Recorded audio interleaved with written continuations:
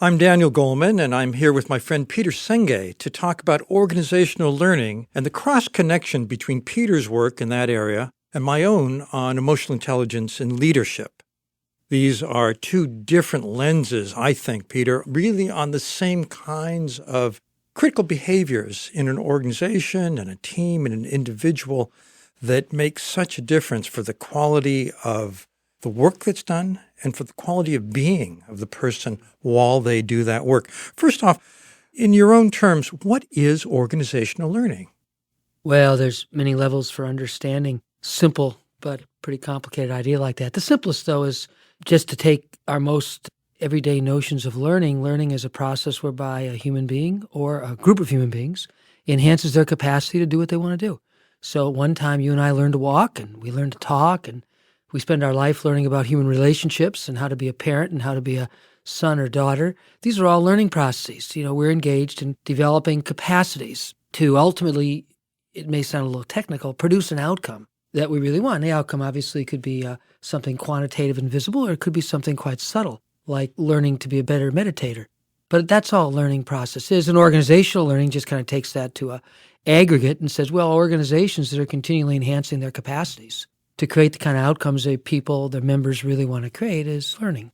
What appeals to me about organizational learning as you've made it a community of practice is that you really have begun to identify specific processes, specific ways people can act together to enhance their ability to learn together. What are some of those? Yeah, this has always been the central territory of our work. In some sense, it's the core out of which we continue to evolve and move in different substantive domains. But there are at least three core processes that seem to be fundamental for the capacity of, and you could say this of teams or larger networks or whole organizations to continually learn. The first has to do with the quality of aspiration. Every organization has goals, but usually it's one or two people's good ideas for what everybody else ought to see as a goal, as opposed to really having a sense of collective aspiration. We're doing this recording in a building that's had many great symphonic and other, musical performances. You don't build a great symphony orchestra unless there's a group of people who have some common aspiration, which at some level is aesthetic, and it's very personal. It's what it means to create great music.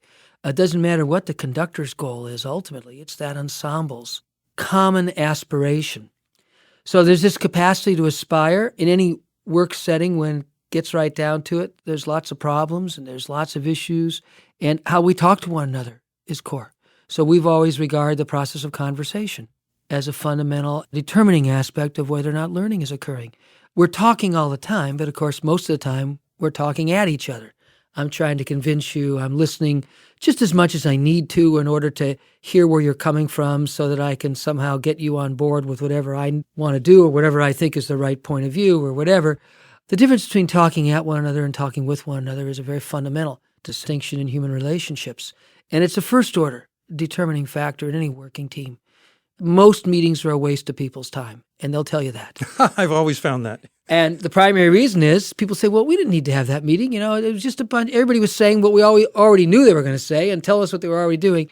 Occasionally, people leave a meeting and go, geez, that was an incredible conversation. Something's really changed in me. I see things I didn't see. I have a sense of connection with one another that, maybe we can actually do something here. It reaffirms our sense of possibility. That's the difference between talking at one another and talking with one another. It's what you call dialogue.